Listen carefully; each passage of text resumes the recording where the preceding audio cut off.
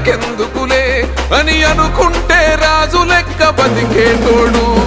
ప్రతి ఇల్లు నా ఇల్లే అనుకున్నాడే, అందుకేగ మీ అందరి మాట పడ్డాడు.